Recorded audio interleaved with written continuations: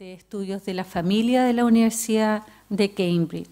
Y el tema de la presentación de Lucy es funcionamiento familiar y perspectivas de los niños en familias creadas mediante reproducción asistida. Dejamos entonces a Lucy Blake.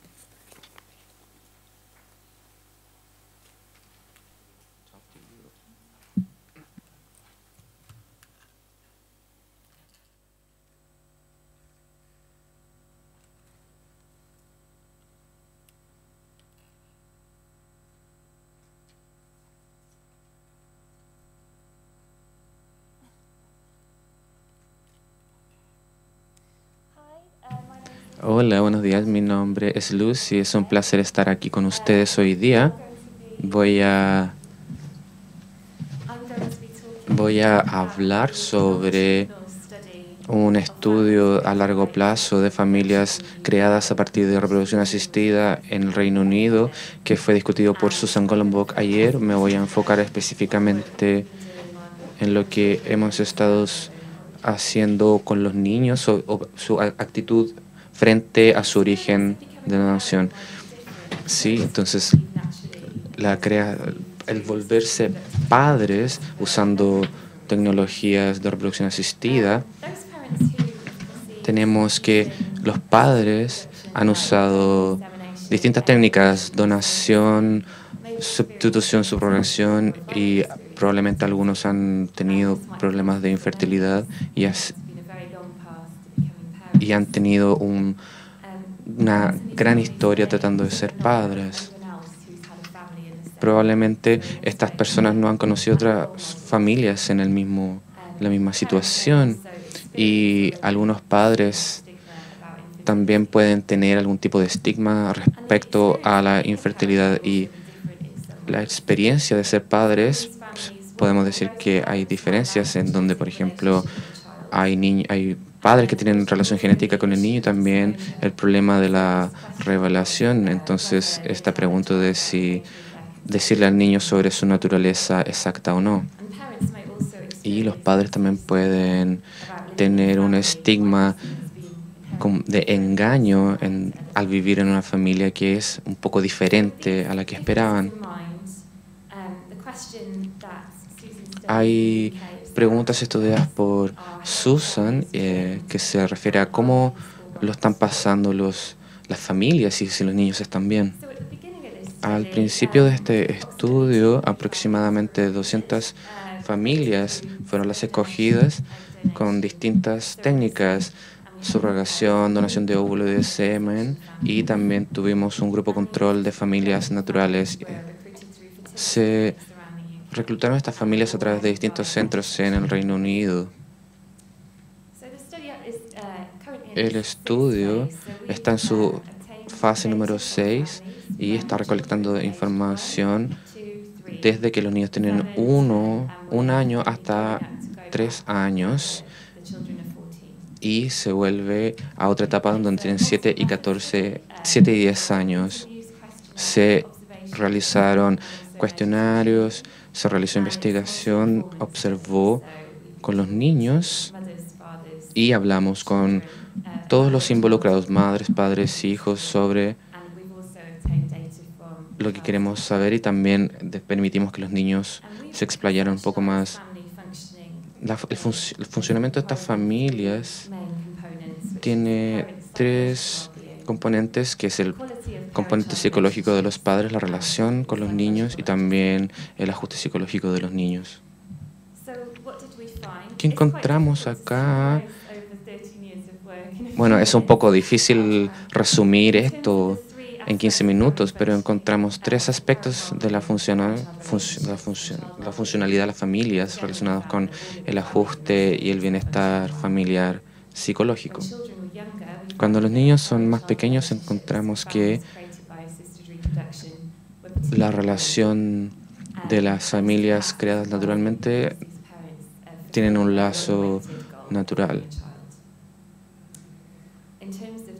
En términos de la revelación, cuando los niños tienen 7 años, 28% de estas familias que recibieron donante y que recibieron óvulo le habían contado al niño sobre su naturaleza de creación a través de la donación.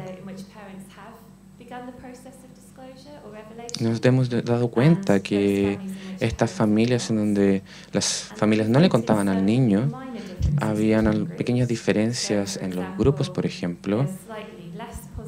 Hay, hay una interacción maternal levemente menor en estas familias.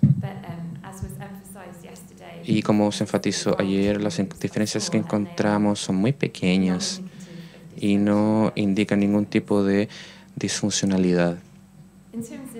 En términos de largo plazo, podemos ver que en familias donde los padres le dijeron al niño, estos niños muestran un poco de desajuste porque las mamás presentan también un poco de problemas psicológicos. Sí, hicimos una comparación de cuándo se reveló o no para tener una mejor imagen de cómo es el proceso familiar y de cómo esto afecta al bienestar de los niños. Ven, vamos a pasar a la parte más divertida y vamos a ver acá lo que nos contaron los niños. Hay familias en donde las familias comenzaron el proceso de revelación y los niños entendieron lo que escucharon.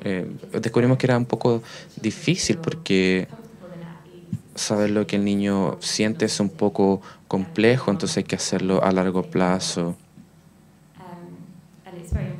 Es bastante importante que obtengamos la autorización de los padres para que los niños puedan hablar.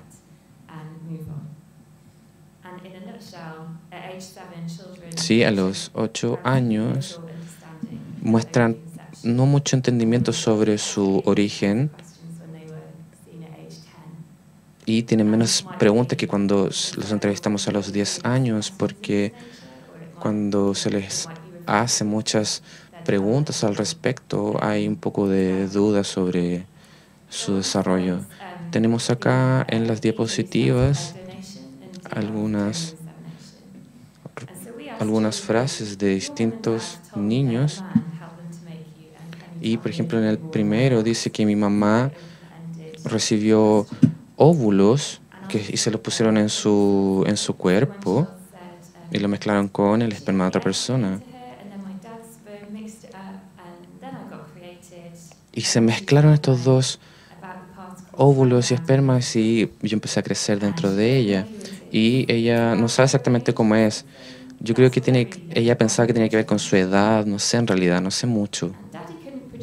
El segundo, mi papá no podría producir una semilla, así que vino otro hombre a prestarle su semilla.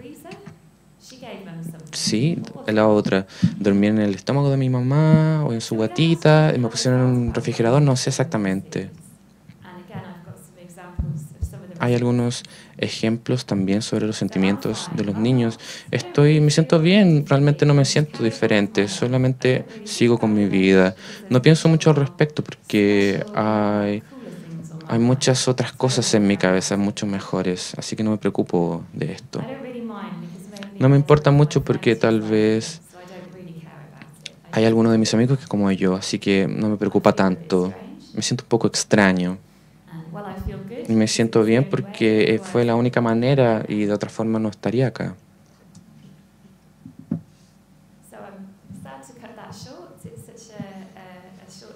Entonces, esto fue una presentación muy corta y actualmente vamos a comenzar la etapa 6 de este estudio y estamos todos emocionados para volver y hablarles a los niños en estas familias para tratar de entender cómo piensan estos niños al respecto de su origen por donación.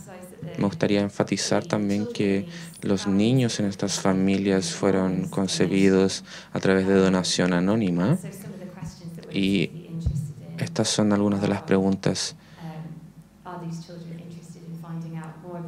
que usamos para saber si estos niños están interesados en su origen por donante, porque de otra forma no podríamos seguir con el estudio.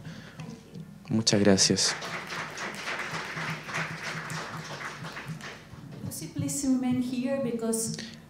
Lucy, por favor. Ella presentó bastante rápido, así que le quedan algunos minutos. Sí que puede responder algunas preguntas específicamente para su presentación.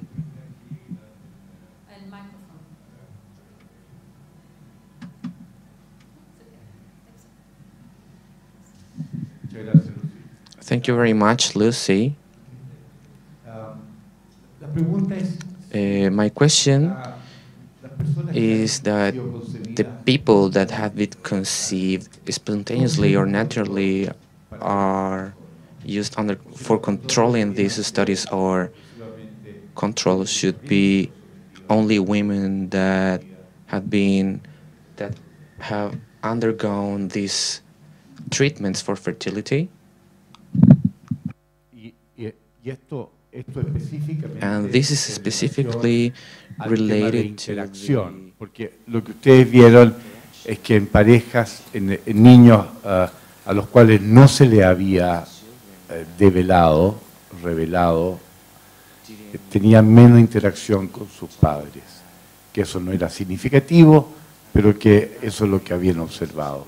Entonces la pregunta es, ¿cuál es el grupo control de esto? ¿Cómo What is the control group for this exactly?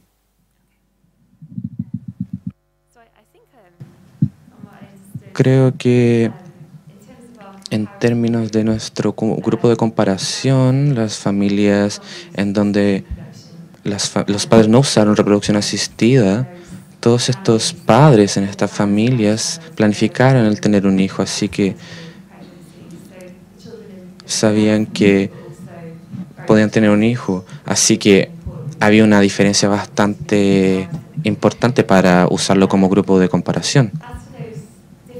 Y al respecto de las diferencias en la interacción, para quien empezó el proceso de revelación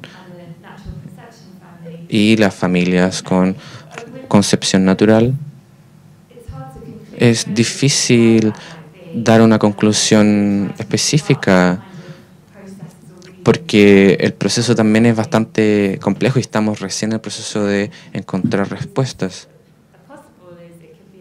Probablemente hay situaciones comunicativas en las familias y es difícil saber si estos padres tal vez se comunican menos abiertamente o tal vez es una situación de sobreprotección. Todavía no sé exactamente cómo responder a esa pregunta.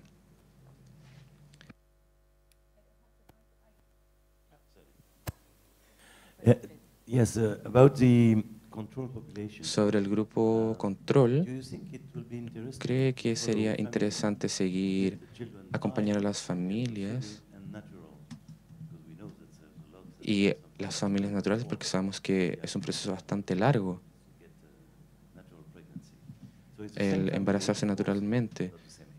Entonces, usar estas familias podría ser bastante interesante porque nos darían muchas informaciones para poder ver lo que sucede en el ámbito de la relación. Creo que sería muy interesante. No estoy segura de si este estudio lo iremos a realizar, pero claramente sería muy bueno que sucediera. Gracias, Lucy, por Thank la you, información. Lucy, for your A mí me gustaría saber cómo es la entrevista con los niños. Si es una entrevista libre, son preguntas, si es una hora de juego, a través de dibujos. Digamos, ¿cuál es la técnica con la que abordan el encuentro con un niño? Porque, bueno, sabiendo que la palabra para los niños es más compleja, me gustaría que me contaran cómo es. ¿Está? Gracias. Thank you.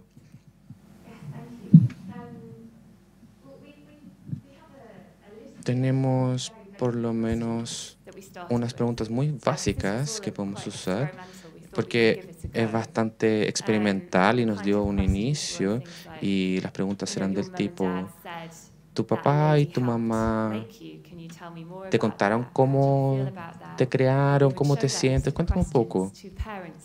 Y le hacemos las preguntas a los padres también. Y tenemos un borrador en donde vamos agregando cosas para ver si el niño entiende o no. Entonces, eso fue muy importante, saber el lenguaje que usaban con el niño.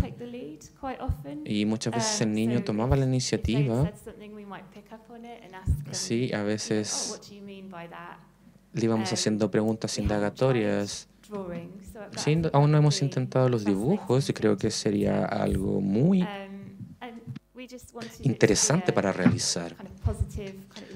Probablemente podría crear una experiencia mucho más positiva para el niño y estamos recién empezando a saber lo que sienten los niños, así que somos nuevos en esto y creo que queremos que los niños se sientan cómodos y a veces se van a sentir un poco intranquilos, así que no van a responder mucho. Gracias. Gracias por su presentación. La siguiente expositora es Sophie Sade. Sophie es una estudiante de doctorado del Centro de Estudios de la Familia de la Universidad de Cambridge.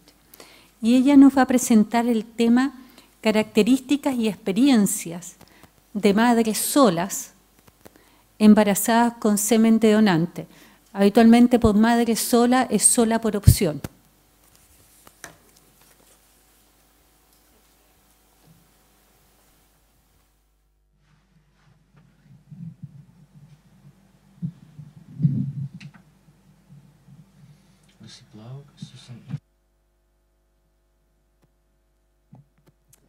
Buenos días. Good morning. No hablo español en lo absoluto, así que para comenzar quisiera decir muchas gracias a los traductores hoy. Ayer probablemente no hubiera entendido nada si no fuera por ellos. Así que gracias. Gracias, Sofía, también por la introducción. También quisiera aclarar que para aquellos de ustedes que me ven, no soy profesora, aunque espero que esto sea algo que me convierta en el futuro. Así que muchas gracias, Fernando, por la invitación. Ha sido un placer estar aquí. Mi presentación hoy es sobre mujeres solteras que han usado la donación de espermios para tener un bebé. Es parte de nuestro proyecto de investigación familiar. Estoy trabajando con Dr. Colombok y Friedman. Bueno, comencemos con los antecedentes al área de investigación. Ayer vimos que hay muchas madres solteras en Chile y tenemos el mismo tipo de tema en el Reino Unido, casi 2 millones de padres solteros con hijos. La diferencia es que algunas de las mujeres en el Reino Unido son madres solteras por donación de esperma. Un estudio conducido halló que estos hombres eran bien educados, financieramente educados estas mujeres eran financieramente educados y orientadas a la carrera. Y un estudio reciente hecho en el Reino Unido descubrió que las madres solteras se perciben como potencialmente más problemáticas que otros grupos de personas que se presentan para el tratamiento. Así que las mujeres solteras eran consideradas por clínicos, consejeros y el personal de enfermería como que le faltaban los recursos psicológicos y sociales y las habilidades emocionales que se necesitaban para ser madres. También le faltaba una relación, y la falta de una relación romántica puede ser una indicadora de problemas psicológicos. Lo interesante de este estudio era que las mujeres solteras eran consideradas problemáticas y las mujeres lesbianas en parejas se consideraban como los mejores tipos de padres potenciales, de madres potenciales.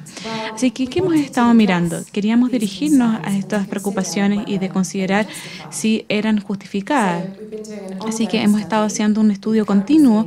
Hemos actualmente visto de 35 madres solteras con al menos un hijo concebido por donante de edad 4 a 8. Hemos visto 100 familias en total y eso va a incluir un grupo comparativo de 50 familias de padres heterosexuales. Es un estudio multiinformante, multimétodo. Hemos estado usando métodos con tanto madres e hijos y los profesores de esos niños. Hemos hecho entrevistas semiestructuradas. Le hemos preguntado a las madres sobre sus experiencias en la maternidad, sus sentimientos, sus razones por usar un donante y sus redes sociales de apoyo emocional. También hemos usado un número de mediciones confiables de salud psicológica y emocional y las medidas están ahí en pantalla. ¿Qué hemos descubierto? Bueno, en términos de características sociodemográficas, las madres tienen una edad entre 32 a 51. La mayor parte de las madres tienen solo un hijo. La mayoría no ha experimentado ninguna dificultad financiera. Hemos descubierto alguna diversidad en términos de estatus socioeconómico, con algunas madres en empleo a tiempo completo y algunas sin empleo. También hemos visto madres que tienen distintos niveles educacionales. Algunas tienen calificaciones de escuela secundaria y otras tienen grado máster. La mayoría de las madres que hemos visto han estado previamente en una relación con un hombre y muchas han vivido con un compañero. Algunas han estado casadas anteriormente y otras han concebido niños naturalmente antes de que vayan por la ruta de las tecnologías de reproducción asistida, lo que me pareció bastante interesante. Cuando le preguntamos a las madres sobre la maternidad, ¿qué dijeron? Una madre dijo: creo que ha sido una experiencia muy positiva.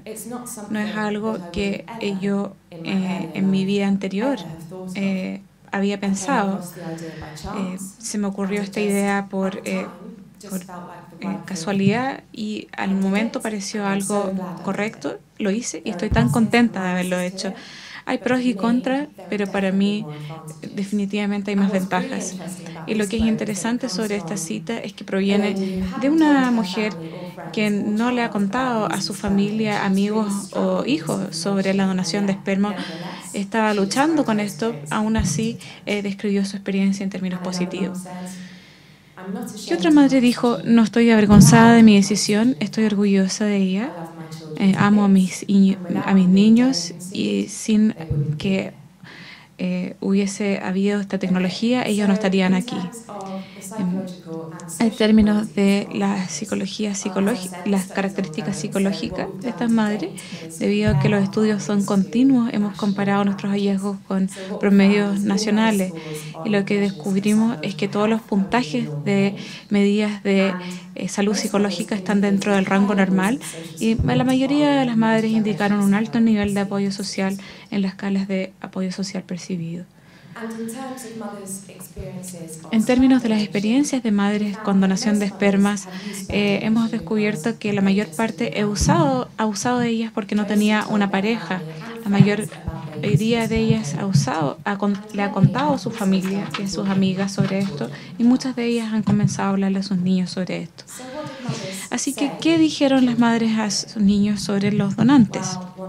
Bueno, una madre dijo: me acuerdo la primera vez que me hizo una pregunta fue cuando tenía 3 y estábamos volviendo a casa de la natación y una pequeña voz dijo: mamá, ¿por qué no tengo un papá?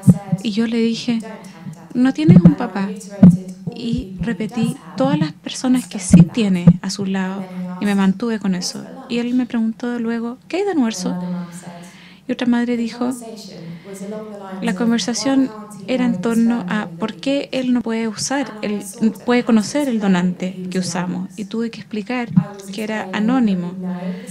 Estaba explicando que sabemos que es un hombre muy amable. Y su respuesta es: ¿cómo sabes tú si nunca lo has conocido? Lo que me pareció muy sensato. Y luego dijo: si era tan amable, ¿por qué no te puedes casar con él?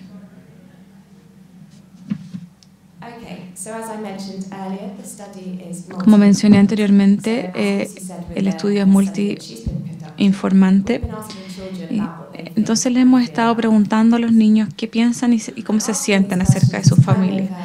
Y hacer estas preguntas refleja una tendencia más amplia en la literatura psicológica y sociológica, que estos días es más común preguntarle a los niños sobre sus experiencia en esta familia. Pero respecto a las madres solteras, hay una diferencia respecto a las experiencias de los niños versus familia de dos padres. Y en este caso, los niños están preguntando, ¿dónde está el padre ausente? Y eso se está convirtiendo en un tema. Así que hemos estado haciendo entrevistas semiestructuradas y algunas tareas con los niños que involucran dibujos.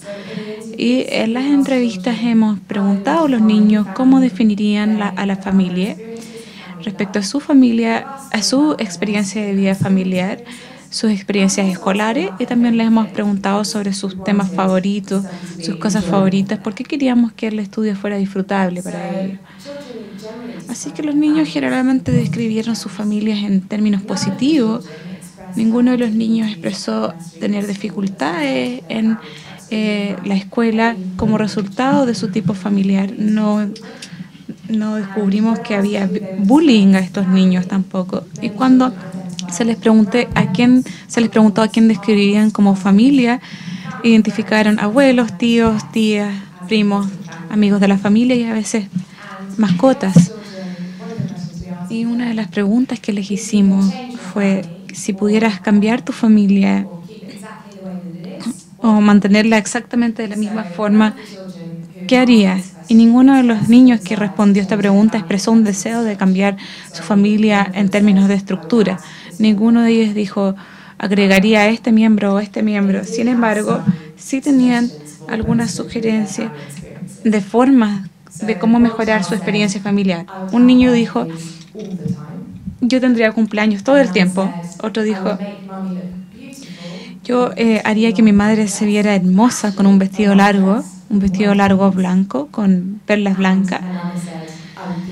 Y otro dijo, mantendría las cosas tal como están. Tienen entre 4 y 8 años.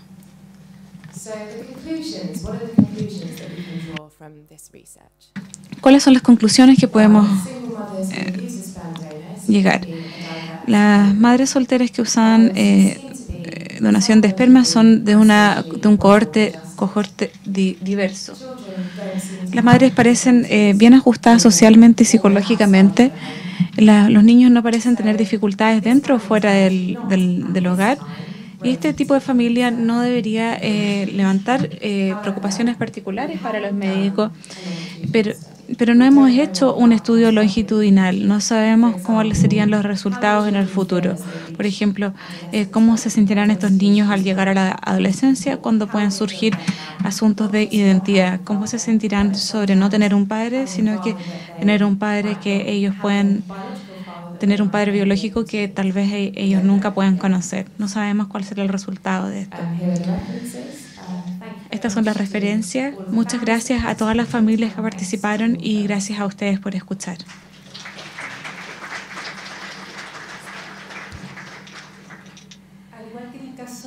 Just like the previous case, we have one or two short questions before the general espacio discussion. para una o dos preguntas antes de la discusión general. Voy a partir yo con una pregunta. I'll begin with a question. Considerando que estas son madres solas por opción, o por opción entre comillas, porque a veces podrían no haberlo querido, pero no encontraron con quién, que no siempre es una opción. ¿Cuál sería el mejor grupo control? ¿Madres solas que crían sus hijos porque fueron abandonadas o familias parentales, madre y padre, que están criando los hijos? Families that are raising children. Si entiendo correctamente, la pregunta es ¿cuál grupo de control sería mejor? Otro grupo de madres solteras que son madres solteras no por elección o familias de dos padres. Yo diría que lo que queremos aislar en este estudio es la ausencia de un padre. Entonces, por esa razón, un grupo de comparación apropiado debería ser las familias de dos padres que también han usado donación de espermas para tener un niño.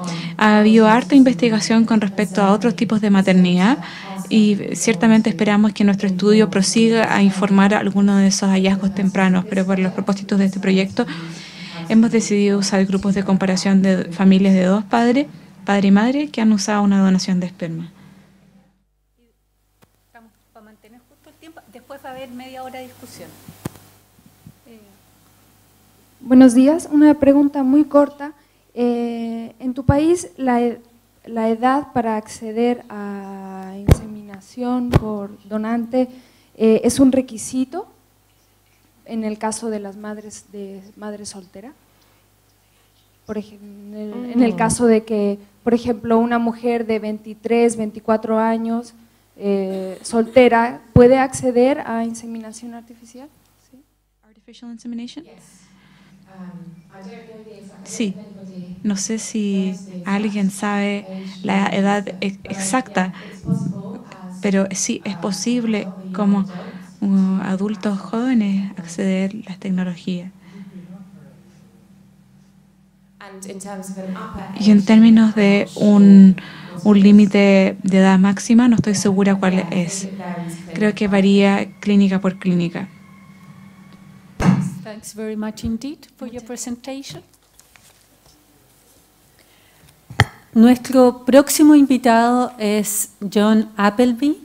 Él es investigador asociado del Centro de Medicina Legal y Ética del King's College de Londres. John nos va a presentar: debiese ser anónima esta vez la donación de DNA mitocondrial. John.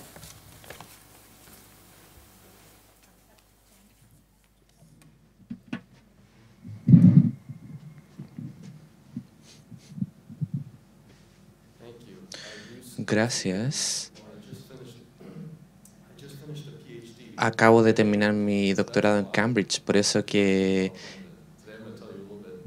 dice acá King's London, y les voy a hablar un poco sobre mi estudio.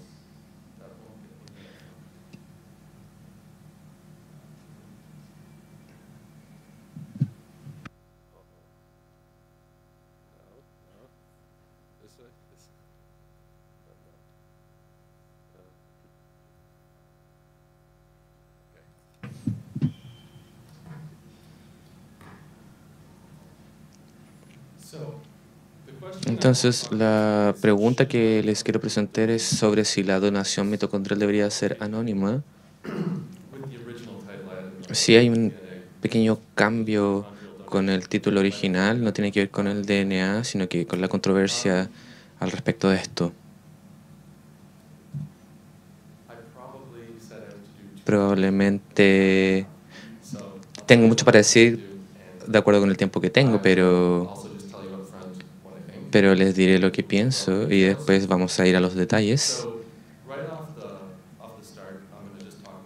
Voy a hablar sobre lo que es una mitocondria, enfermedad mitocondrial y la donación de mitocondrial, y vamos a discutir si esto debe ser anónimo, y creo que no.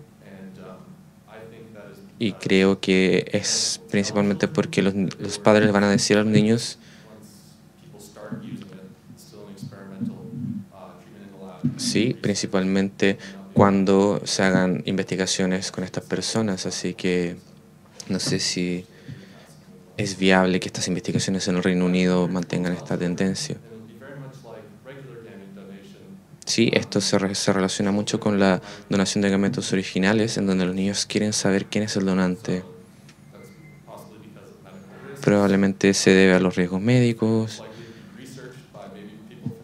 Sí, hay personas que son investigadas y probablemente tienen curiosidad al respecto. La donación de gametos en el Reino Unido ya es anónimo,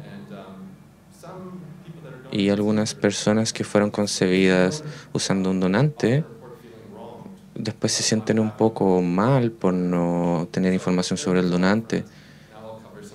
Esto es lo que tenemos al principio, así que vamos a ver los detalles.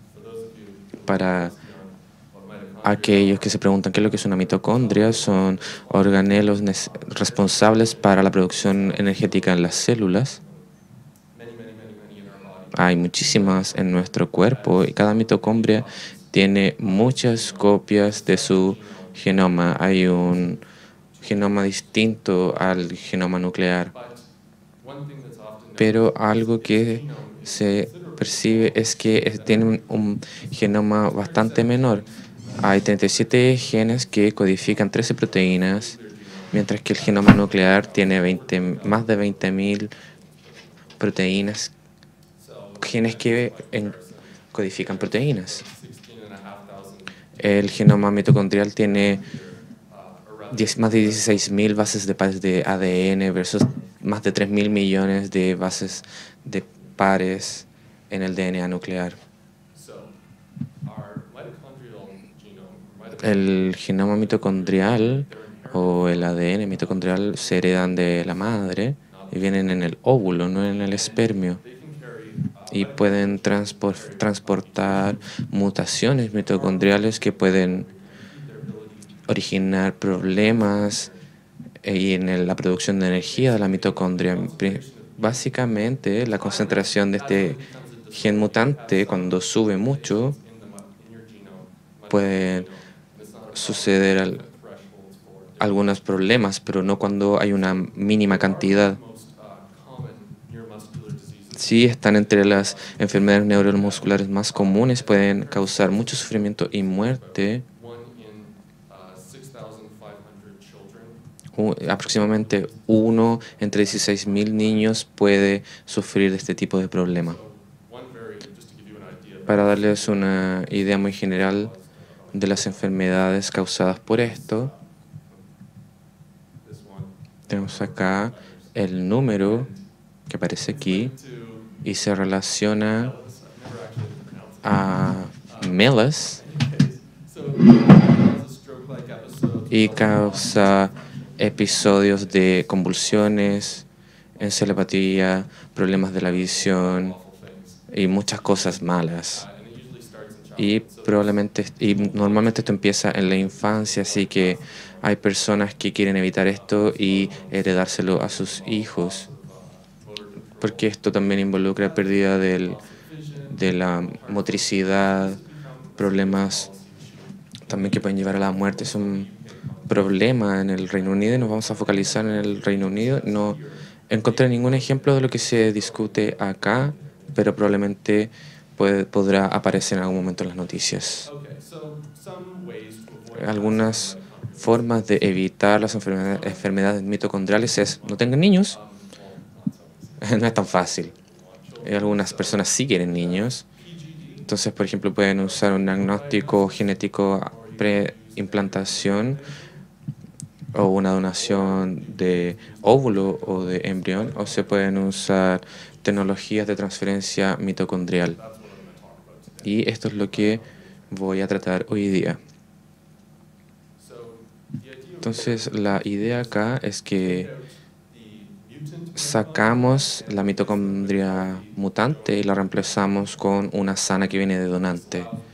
Permite que ambos padres se mantengan la relación genética con su hijo. Sí, se pueden usar distintas opciones para mantener esto, pero esto se refiere a mantener el parentesco genético. Entonces, ¿cómo? Las dos tecnologías que se usan y que se investigan son la transferencia pronuclear y la transferencia de uso meiótico materno o MST. Sí, tal vez voy a incluir mucha información, pero tengo que hacerlo. Me disculpo, pero puede parecer un poco extraño, pero asumo la responsabilidad por esto. Pero acá tenemos un gráfico bien simple que ejemplifica la transferencia pronuclear. Tenemos acá el óvulo y el espermio de los padres y tenemos una mitocondria con mutaciones que están acá, que son malos. Una vez que se unen los gametos, tenemos un embrión y 2 pronúcleos, pero todavía están dentro del embrión con el ADN. Y mientras tanto, nosotros tenemos un óvulo de donación. Y acá están felices porque no tienen mutación. Y tenemos el núcleo del óvulo, tenemos el pronúcleo, los pronúcleos de nuevo, y tenemos acá donde hacemos la transferencia pronuclear, se remueven y básicamente sacamos la información genética de los padres, lo ponemos en el embrión con las mitocondrias felices y con suerte tendrán un embrión saludable. Probablemente puede suceder que tal vez haya alguna mitocondria que no sea de las buenas. Y la segunda forma es la transferencia de uso mediático materno y nuevamente los mismos diseños. Sacamos la mitocondria con mutaciones y tenemos las mitocondrias saludables y tenemos el uso mediático materno se saca. Y para ir, lo pueden ver rápidamente acá en mi diagrama, sacamos el ADN del embrión que no es saludable, del óvulo y colocamos el ADN saludable que viene del donante. En teoría, estas son las tecnologías que existen y involucran el uso de óvulos donados, también involucran el uso de estas mitocondrias felices. Entonces, ¿debería esto ser anónimo o no anónimo en el Reino Unido o en otro lugar? Yo personalmente creo que no debería ser anónimos. Y aquí les voy a dar algunas razones de por qué. Los legisladores británicos de la Autoridad de Embriología y Fertilización Humana han recomendado que las donantes de óvulos para el uso de transferencia mitocondrial se mantengan el anonimato. Y es importante porque probablemente esta podría ser la primera regulación en el mundo al respecto y creo que tenemos que entenderla muy bien. ¿Por qué el anonimato del donante importa en la donación mitocondrial? Y como les dije antes, la donación de gametos ya no es anónima en el Reino Unido y ha habido un debate sobre los padres deberían hablar o no al respecto. Y el gobierno ya ha estado de acuerdo con esta política. Si los donantes deben ser anónimos o no es tanto para los padres, sino que para los niños. Es por eso que podría ser importante. El otro importante es que el anonimato de los donantes mitocondriales solo le importa al niño si él sabe, porque si no sabe no va a tener ningún tipo de cuestionamiento al respecto. Y creo que muchos niños van a saber cuál es su origen. Porque hay personas que los van a observar, entonces hay muchas dudas. Probablemente los niños se van a sentir un poco raros, o por lo menos un poco curiosos. Entonces, ¿por qué algunos niños quieren saber al respecto? Como les dije, acá hay mucha información y también la atención a la investigación. Por ejemplo, es como la investigación que están haciendo mis colegas. Hay riesgos médicos, que es un tratamiento experimental. Y también para saber si las enfermedades ya no están, tal como se hizo para investigar si había algún tipo de enfermedad, para saber si el niño está libre de enfermedades. También los padres se preocupan de si el niño sabrá en algún momento del uso de estas técnicas. Y así como en el uso de gametos y de la mitocondria, las personas tal vez crean que estos son 37 genes que no son importantes. Y hay que focalizarse en el hecho de que el niño tiene 3 padres genéticos.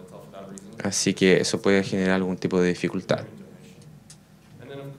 Y claramente el gobierno británico dice que se le debería decir a los niños al respecto del uso de esta transferencia. Esa es la recomendación del gobierno y es el caso con la donación de gametos. Estas son las razones por las que yo creo que los padres deben decirle a los niños.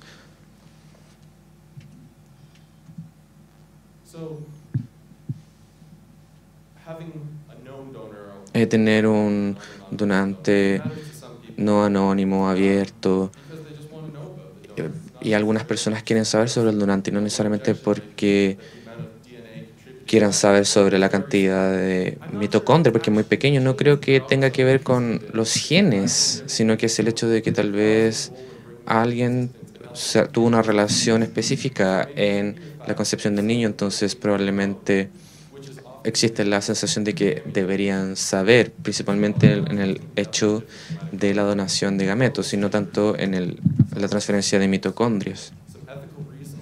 Algunas razones éticas para no tener donantes anónimos. Es más importante para mí tener una opción autónoma de encontrar la información, pero la idea es tener este tipo de libertad.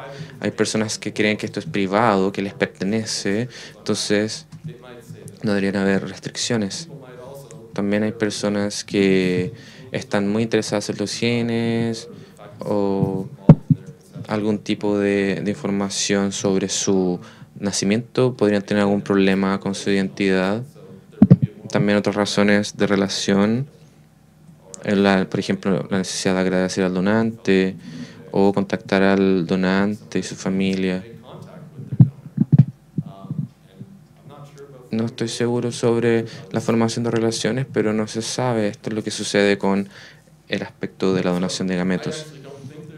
No creo que haya muy buenas razones acá, pero encontramos que en el UK no es un problema el mantener el número de donantes, proteger al donante, que basado en el hecho de que el Reino Unido ya tiene una política abierta, no se quiere identificar. Si usted no quiere ser identificado, entonces no done. Algunos podrían decir que la información al donante no le importa a algunos padres, pero no lo sabemos. Así que alguien podría decir que sí importa.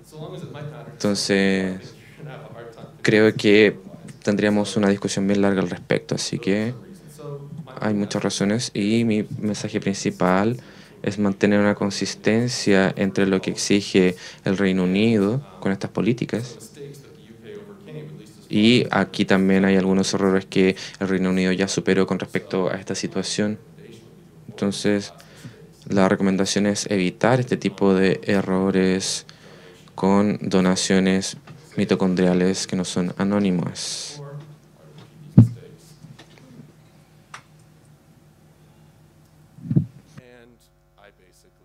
Aquí hay algunas recomendaciones. Creo que debería ser un proceso abierto. Muchas gracias.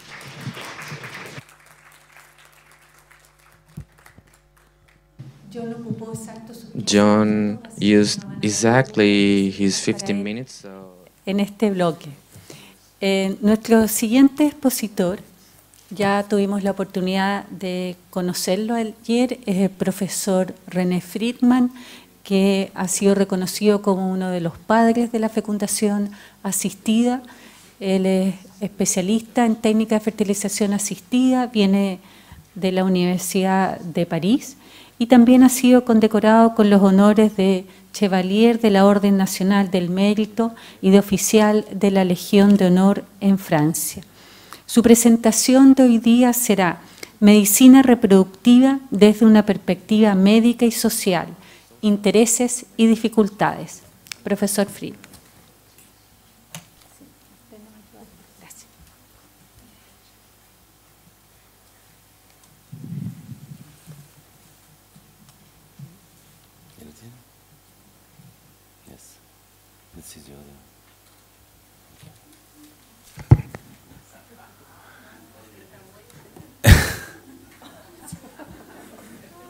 Bueno, el tema que me parece más importante que, what I want to speak today lo que quiero hablar hoy no es exactamente lo que preparé, porque quiero enfocarme para propósitos del grupo en el pensar sobre el camino hacia la genética en nuestra situación, porque hay algo muy contradictorio. Primero que nada, por ejemplo, si miramos la donación, podríamos decir que la genética no es tan importante, porque puede ser una madre y un padre y tener un bebé independiente al origen de los gametos. Lo que es más importante es que serás una madre o un padre independiente del origen de los gametos. Por otro lado, cuando ves la maternidad sustituta, verás algo muy distinto. Tendrás un bebé, pero lo que es importante incluso es si, aunque provenga de otra parte, tú lo portarás y será tu bebé por tu interacción en el embarazo. Entonces, de hecho, en nuestra sociedad no sabemos dónde mirar con respecto al enfoque genético. Y, por ejemplo, cuando miramos al tema del anonimato o no, es importante ver cuál es la importancia genética en la constitución de un bebé. Y ustedes saben que todos los días descubrimos que podemos tener mucha información durante el desarrollo del embrión, durante el embarazo. Y, por ejemplo, para esta imagen, puedes saber muchas cosas solo al principio de la vida. Eso significa que si ves la película Gattaca, bienvenidos a Gattaca, al momento del parto, el doctor dice, tome su bebé, aquí está, pero va a tener diabetes a los 20, va a tener un ataque cardíaco a los 50, todo se sabe por su situación médica y después de eso te regiras por situaciones psicológicas. Eso significa que queremos saber y definir el futuro de todos. Queremos evitar enfermedad.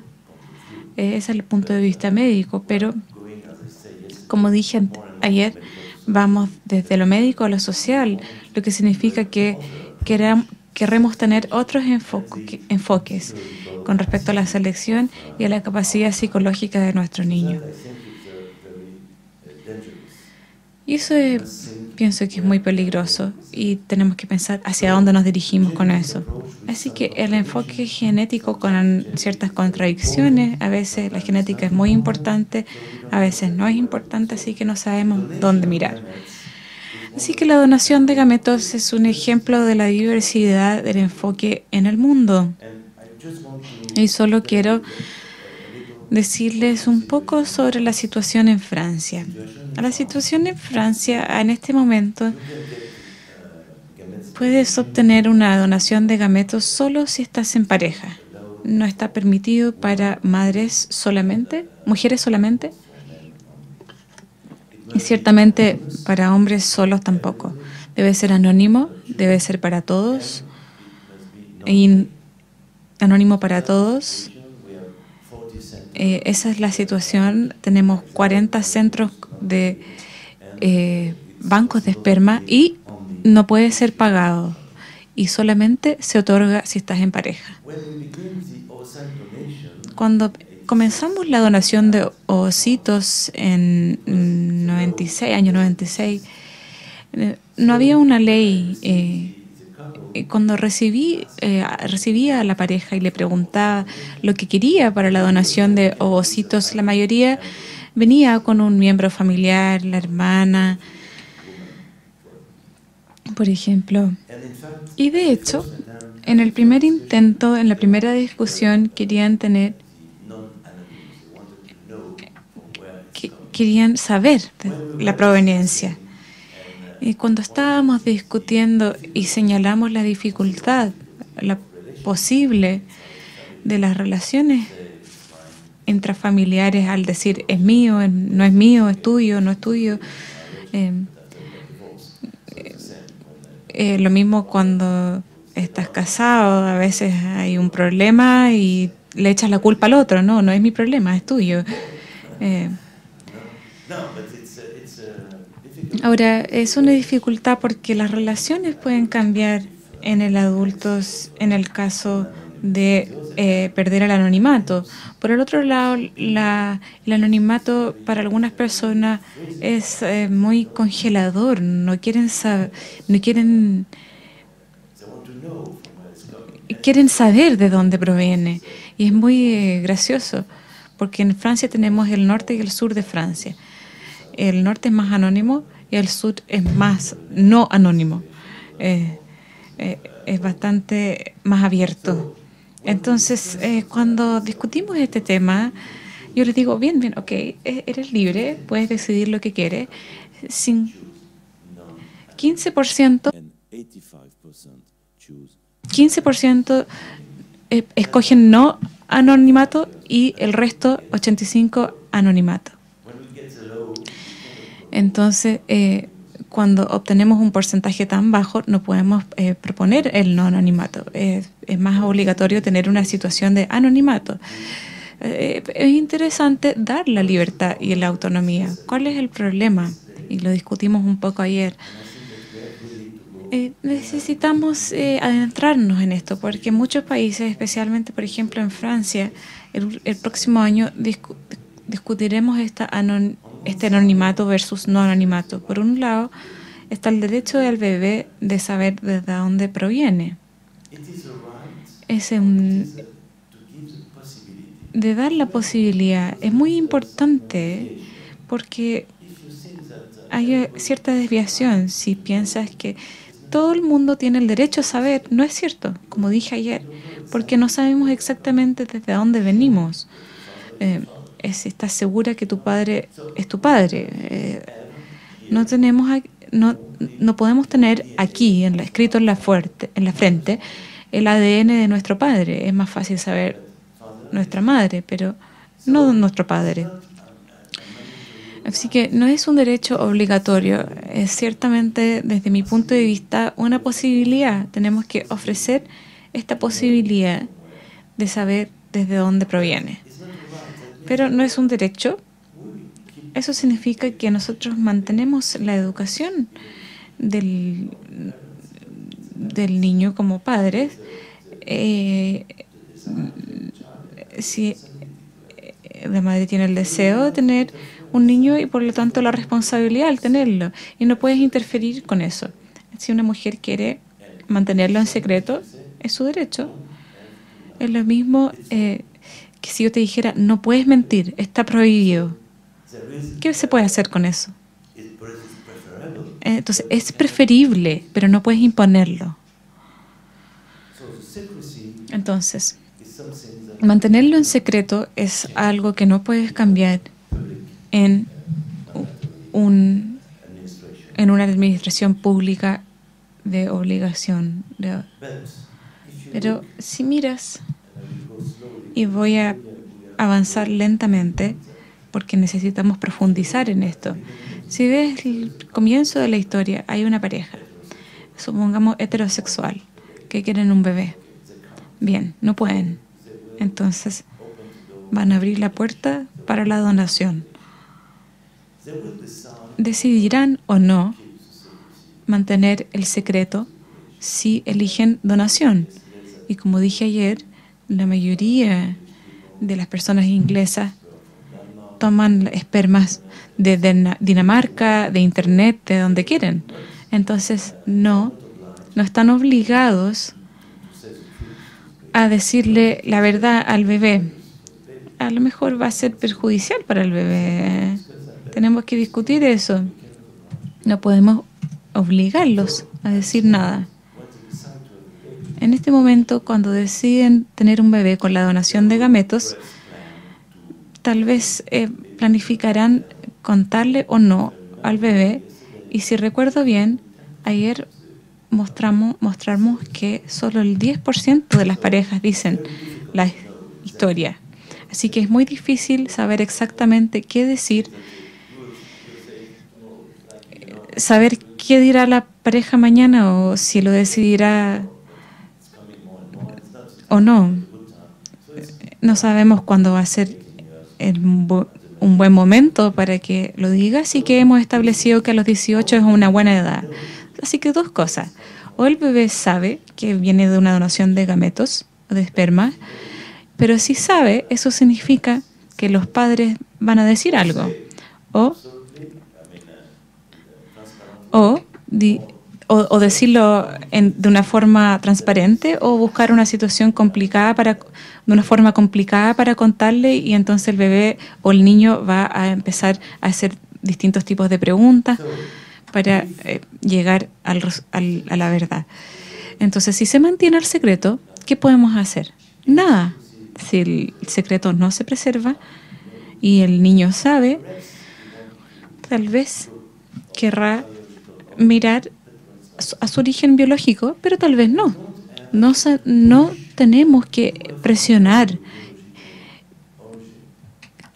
para que sepan su origen biológico. En Francia, por ejemplo, hay un grupo de jóvenes que provienen de la donación de esperma, que están luchando por saber su origen biológico, pero también hay otro grupo que no quiere saber, no quieren estar obligados a mirar el origen biológico, están felices y el enfoque biológico es algo que no les interesa. Entonces no puedes imponer, tienes que preservar las libertades y las autonomías de los niños también. Pero si quieres, y este es el punto, y hemos girado 20 años en torno a esto, si quieren saber, entonces ese es otro problema. ¿Por qué no podría saber? Entonces, en este momento, regresemos al donante. El donante, cuando comienza a ser un donante, puede decidir: yo estoy de acuerdo con ser anónimo o estoy de acuerdo con no ser anónimo. Pero ustedes saben que 18 años después cambian tu vida. ¿Puedes estar seguro de que estarás obligado porque decides algo que 80 años después debes y estás obligado por ley a proseguir con lo que decidiste? Así que creo que debe ser cambiado. Y durante todos estos años puedes cambiar hasta los 18 años, porque esa es la edad de mayoría, de edad adulto. Así que si el donante dice: estoy de acuerdo con revelar mi identidad, y el niño está de acuerdo con buscar su identidad biológica, puede ser muy fácil mezclarlo por medio de un comité que hemos construido para estas cosas. Si nos gusta eso, respetamos la libertad y la autonomía de cada uno de los miembros de esta situación complicada que hemos estado enfrentando hace 20 años. Pero eso no se permite, por ejemplo, en Francia, porque en este momento el anonimato se impone para todos, y creo que tenemos que movernos de ahí y valorar que la posibilidad de ofrecer más elecciones y ver las conveniencias y las ventajas de este tema. Y esta fue mi participación en este aspecto. Gracias.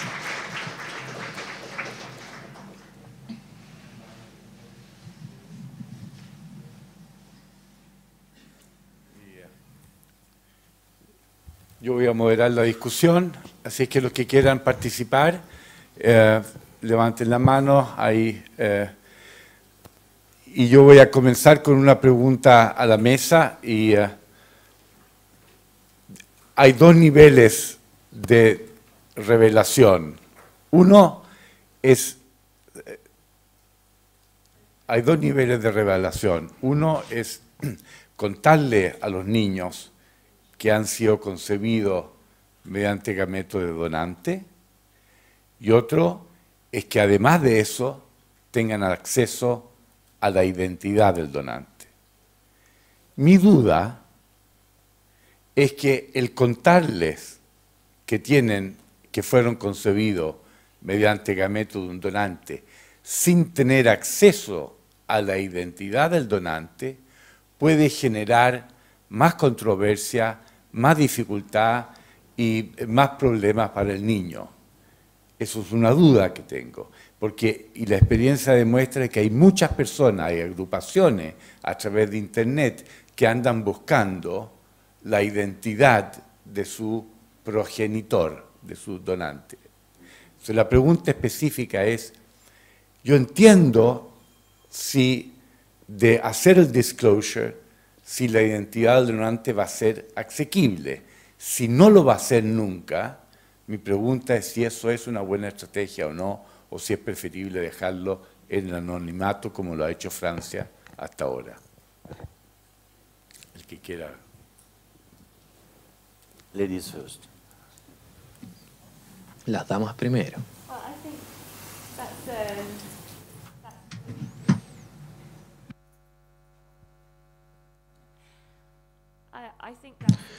Creo que es una pregunta clave y me parece que si usted busca por evidencia, la respuesta es que no sabemos. Y me parece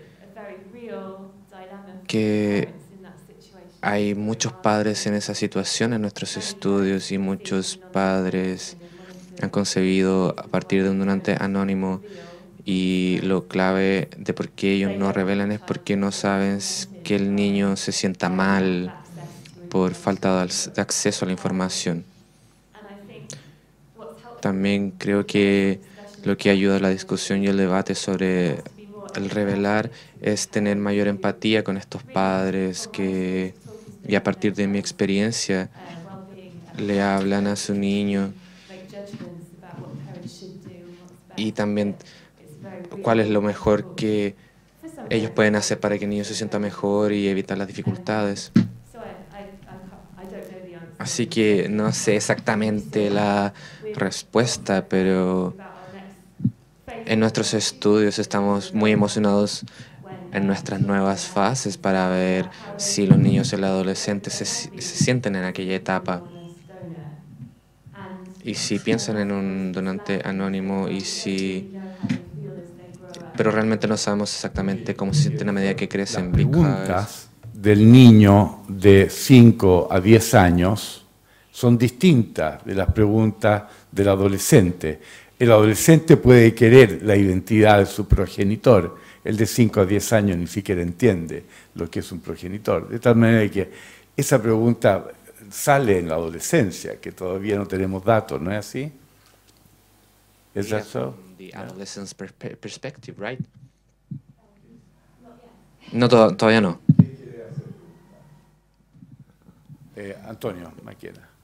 Yo quiero tocar un punto que mencionó Susan Golombok ayer, que se refiere a los mayores niveles de sobreprotección a que son sometidos los niños nacidos por técnicas de reproducción asistida por parte de sus padres o en este caso, madre sola. O sea, la pregunta es para Lucy y Sophie. ¿Cuáles son las consecuencias a lo largo del tiempo y los conflictos que pueden generar estos mayores niveles de sobreprotección por parte de sus padres o sus progenitores en los niños? Y suponiendo que los hijos únicos de familias en los grupos controles son también probablemente sometidos a un mayor nivel de sobreprotección, ¿qué importancia tiene que en los grupos controles se haga un match con el número de hijos para hacer la comparación entre el grupo estudio y el grupo control. Okay, so if I understand correctly,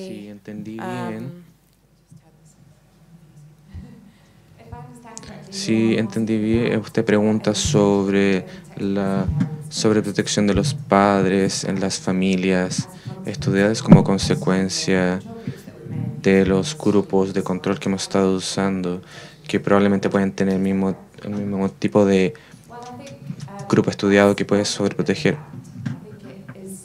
Me parece que hay una preocupación de los padres que usan este tipo de tecnologías, pero también fue mostrado con los resultados que mostramos. Hay muchas familias que no han usado tecnologías de reproducción asistida, entonces lo que usamos fue medir el involucramiento emocional o sobre involucramiento maternal. Y entrevistamos a las madres individualmente y no encontramos ningún tipo de sobreprotección en las muestras. ¿Tú tienes algún tipo de dato? Encontramos pequeñas diferencias, pero eran muy pequeñas. Y esto es porque consideramos que son tan valiosas estas investigaciones, porque probablemente hay pequeñas diferencias en la protección de los padres. Y lo que es interesante, ¿cuál es el efecto que esta sobreprotección puede tener en el desarrollo de los niños a largo plazo? Y hemos visto diferencias muy menores y nos gustaría encontrar qué efecto tiene esto en largo plazo en los niños.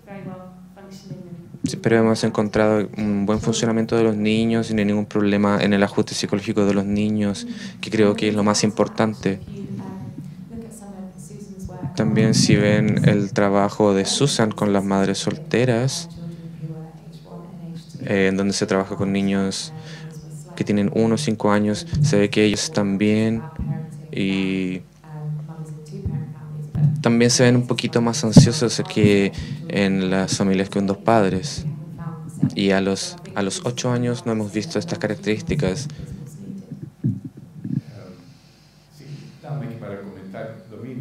To comment the same, the study that I reviewed about breastfeeding, que lactan habitualmente por periodos más largos. Yo many diría, times during ¿es eso long malo para el terms, hijo? I wonder, is that Llegado a la pechuga por 2 años en vez de 6 meses o 4 meses. Y así que la sobreprotección de repente puede ser una maravillosa manera de acoger. El doctor Colabianchi. Y luego Florencia. Gracias. Pasamos a lo otro, que tiene mucha importancia también. Fernando, creo que fue en Cartagena de Indias que empezamos con la identidad del donante. Sí. Se discutía mucho allá. Y yo creo que René habla de Francia y tenemos que ver los distintos países desde el punto de vista antropológico, lo cultural. En Argentina, que llevamos muchos años, la ovodonación, los primeros embarazos, por lo menos nuestros, tienen más de 24 años. El donante o la donante que no sea anónimo, yo no quiero decir por ser omnipotente, que estoy absolutamente seguro, voy a dejar una parte de duda, pero yo estoy casi convencido que si el donante no debe ser anónimo, no hay donantes en la Argentina casi. Esto es un problema, es decir, yo no lo estoy diciendo, por favor, que no sea anónimo porque nos quedamos sin donantes. Veámoslo como un problema cultural, antropológico y social de la región. No sé si en Chile pasa lo mismo, Fernando, pero en Argentina, por las conductas que nosotros tenemos de los donantes, sí, tenemos casi la certeza de que desaparecen. Así como está el conflicto también, que me parece bien, pues si no es un comercio de ovocitos y de espermatozoides, la retribución económica. Si en Argentina no hay retribución económica, también es una complicación. Pero hay que decirlo, hay que ver los problemas serios, como dijo René ayer, para ver qué vamos a hacer adelante. No esperar la complicación para ver qué hacemos. Este es el concepto, me parece que el otro costado de los chicos, ¿no? Sí. ¿Alguien más quiere comentar sobre este tema antes de pasar a lo que vaya ¿Usted? Esto mismo, el tema del anonimato de los donantes.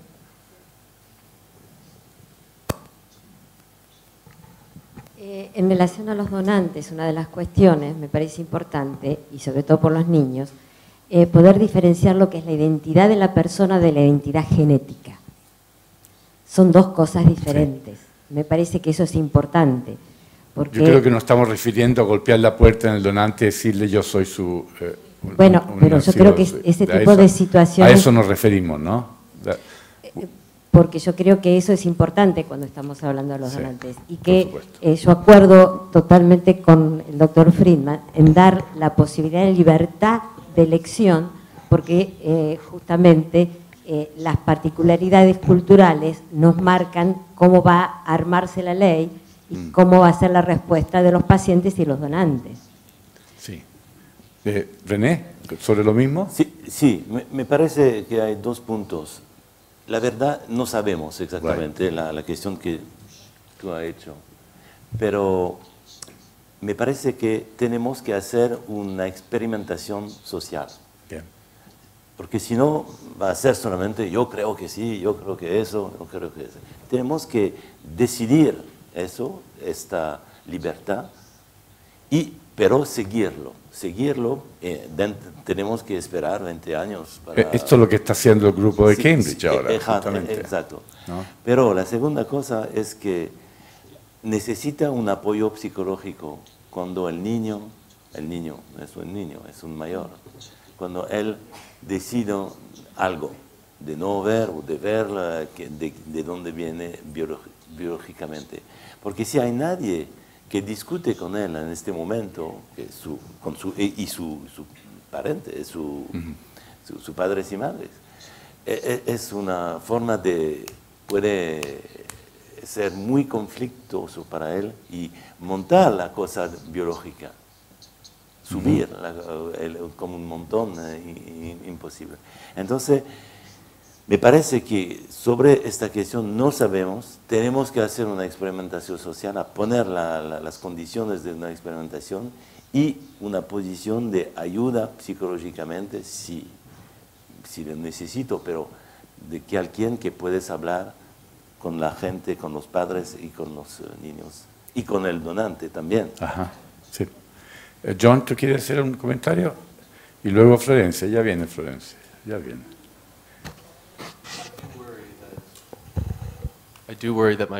Me preocupa que mi presentación pueda generar algún tipo de discusión de que estoy a favor de la donación.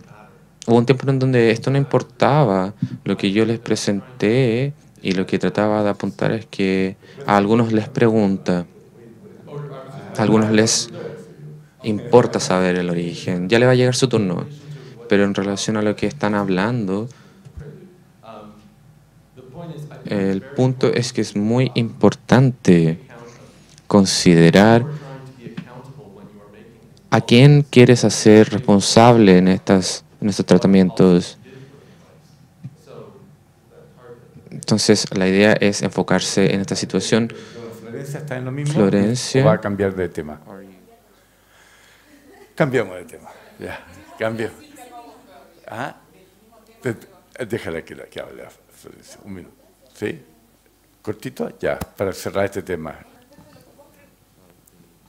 Con respecto a lo que vos planteaste, si no se podía dar la identidad del donante, ¿para qué decirle de parte de los padres al niño? Yo creo que sí, los padres tienen que decirle al niño que nació por gametas donadas y tiene que ver con el bienestar de la familia, que los padres se sinceren con su hijo, tiene que ver con que el chico entienda que sus padres siempre le van a decir la verdad y que no genere el quiebre en la familia. Es independiente de que el chico sepa la identidad del donante, porque los padres también le pueden explicar a su hijo que por una cuestión legal, quizás, no puede saber el nombre, que se llame María Pérez, no es lo relevante para el chico, quizás en el futuro, ¿sí? Pero sí es importante saber que sus padres le pueden decir que lo desearon y que con todo amor lo tuvieron, que fue una decisión de ellos también el elegir un donante. No negarles esa realidad. Muy bien, Leticia, está muy bien puesto. El tema que Leticia ha puesto es el tema de sentirse engañado. Ese es el tema central. Y entonces el revelarlo evita esa sensación de engaño. ¿Qué han aprendido de eso en los estudios en adolescentes en Inglaterra? En los estudios en Cambridge, en adolescentes. ¿Han aprendido algo respecto a la sensación de engaño o de como mecanismo, como rabia por no haber sido revelado? Anybody, Susan or anybody else? Yes.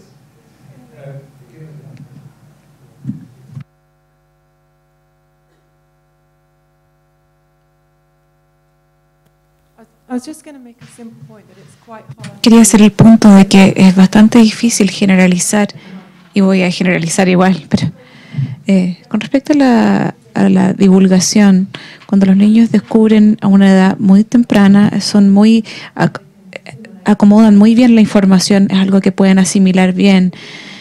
Descubrir posteriormente a veces causa más problemas, así que la edad de divulgación es bastante importante. Thank you. Florencia, your turn.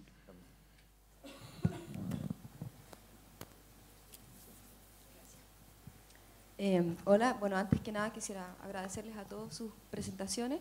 Quería hacer un pequeño comentario y agradecerle al profesor Friedman que nos ponga un poco en perspectiva, porque solemos, o pienso yo, fascinarnos mucho con todas estas cosas tan nuevas, y me parece muy bien que pensemos poner esta perspectiva de que, bueno, la familia y las relaciones de parentesco siempre han sido esta cosa también desordenada y confusa, ¿no? Entonces que también tenemos el tema del divorcio, que tenemos esta ilusión de que todos somos hijos biológicos de nuestros padres y que puede no ser así, ¿no? Entonces hay preguntas que estamos poniendo aquí que se hacen más evidentes, que la verdad es que pueden tener, no sé, siglos de antigüedad. O sea, me gusta mirar estas cosas como con una perspectiva un poco más amplia.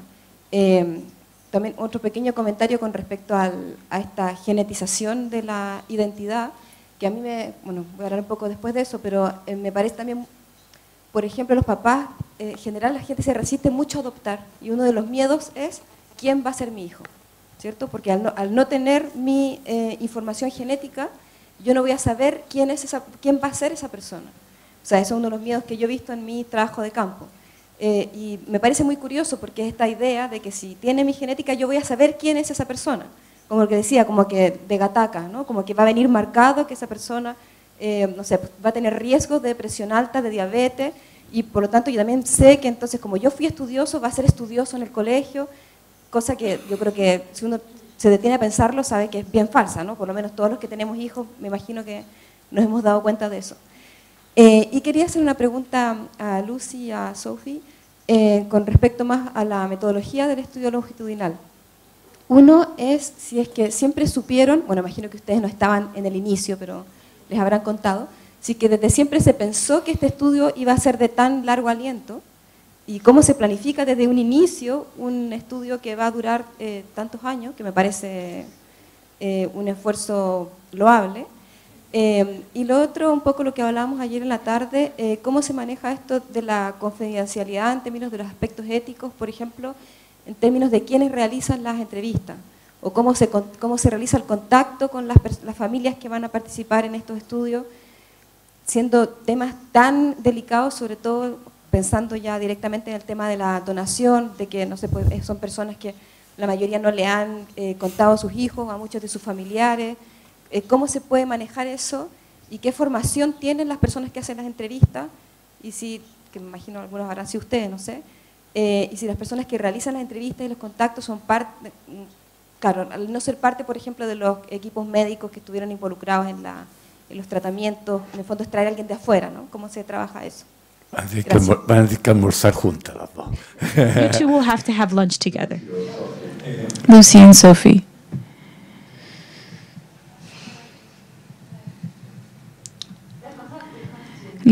Son preguntas fantásticas. Creo que la planificación y la previsión de este estudio es algo que puede, a lo que puede dirigirse Susan. Yo he estado trabajando en esto por 5 o 10 años y puedo decir que tiene que hacerse muy cuidadosamente y hay muchos desafíos que tomar en cuenta. y también hay mucha sensibilidad. Así que en un nivel práctico, si estás entrevistando a los padres, debes estar lo más seguro posible de que no hayan otras personas en la casa como niños que quizás quieran escuchar en la conversación. Nosotros vamos con lo que quieran los padres, así que iremos a sus casas en un momento que sea conveniente para ellos, asegurarnos que se sientan cómodos. Y hay ciertas cosas importantes como las palabras que usas, así que solo para prevenir si es que otra persona te escucha, por ejemplo, discusiones sobre cómo está yendo la concepción de tu niño, entonces evitar en esa instancia palabras como donación. Sí, estoy de acuerdo con Lucy en términos de las preguntas de cómo contratamos al personal. Es difícil. Hemos estado contratando personal del Reino Unido y obviamente las personas de estas clínicas tienen códigos de conducta éticos a los cuales se tienen que adherir, y éticamente nuestros estudios también tienen códigos estrictos, así que puede ser bastante difícil. Y lo que hemos hecho, hemos usado los contactos y las personas han usado servicios clínicos. Hemos preguntado a un miembro del personal clínico que haga el contacto inicial. Luego a ellos se les pregunta si están cómodos con contar sus detalles a otro estudio que se está realizando y si es que ellos quisieran recibir información sobre este estudio. Luego les pedimos sus datos. Nunca dejamos mensajes telefónicos. Tenemos mucho cuidado con no revelar nada sobre su familia a personas con las cuales no se puedan sentir cómodos que tengan esa información.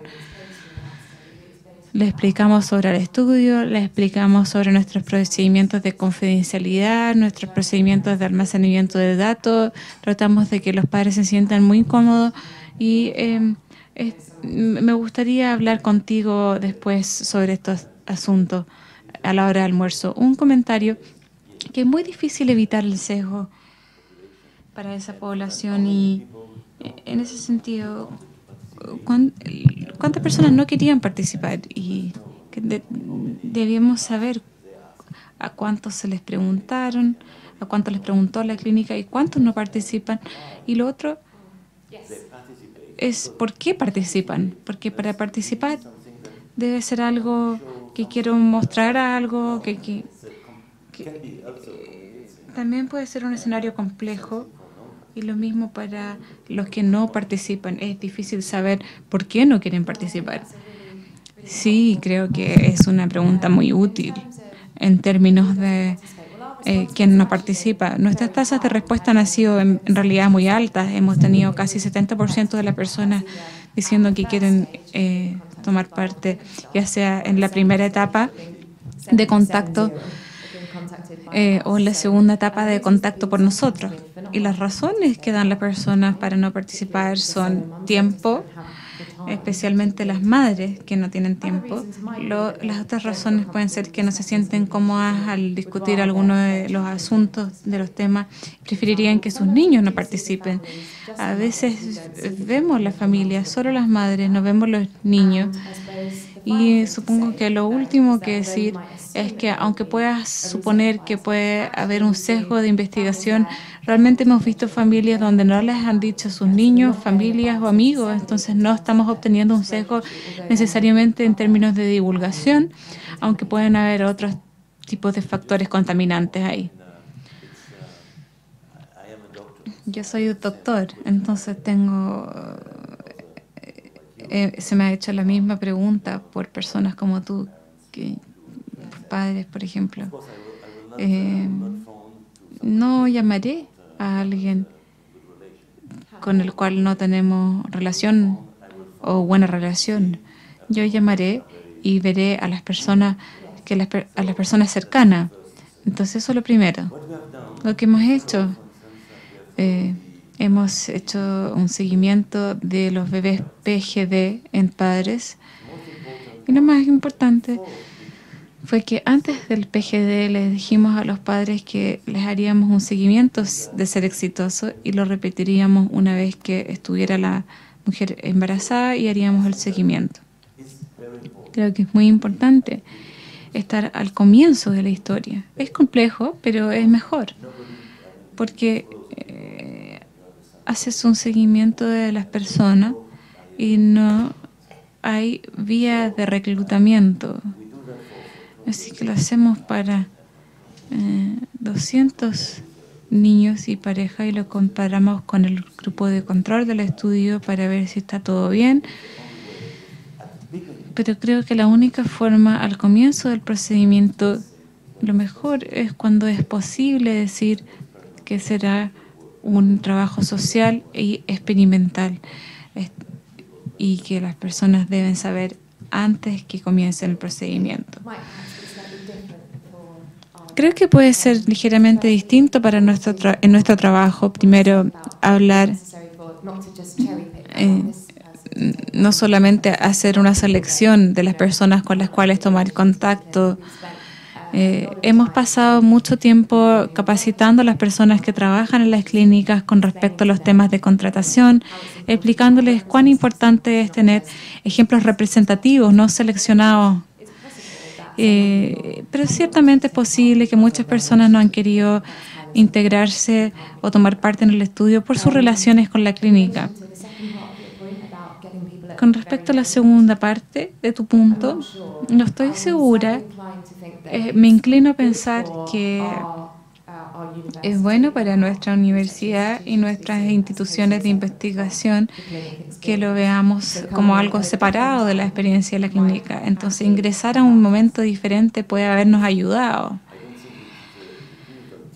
No creo que el equipo clínico debe hacer eso. Debe ser un equipo clínico independiente que debe estar a comienzo de la historia para hacer el seguimiento. No es el equipo de la clínica, sino que un equipo independiente que tenga un enfoque.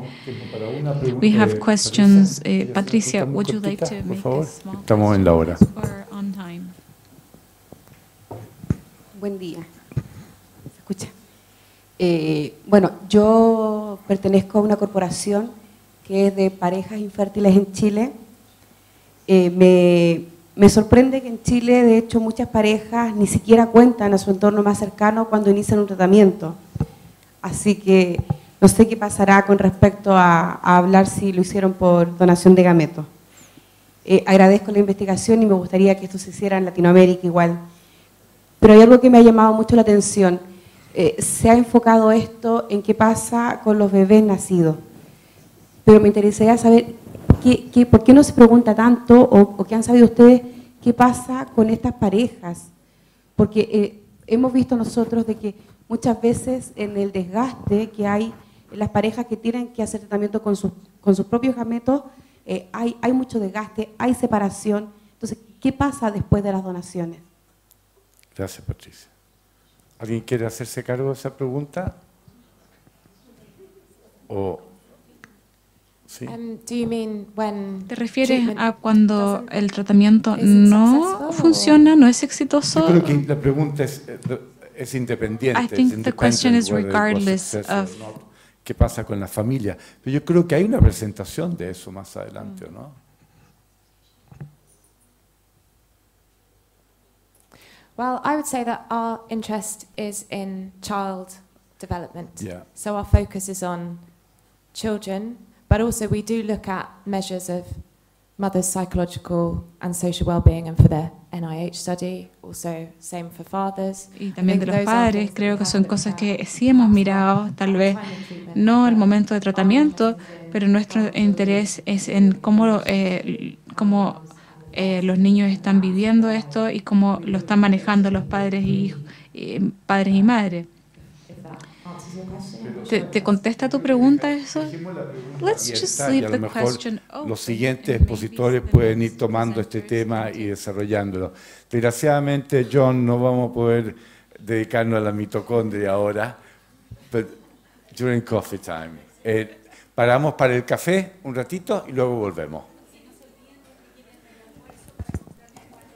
Los que quieren un almuerzo, pueden comprar un vale que vale 5.000 pesos, parece. y van a quedar hinchados de comida. No.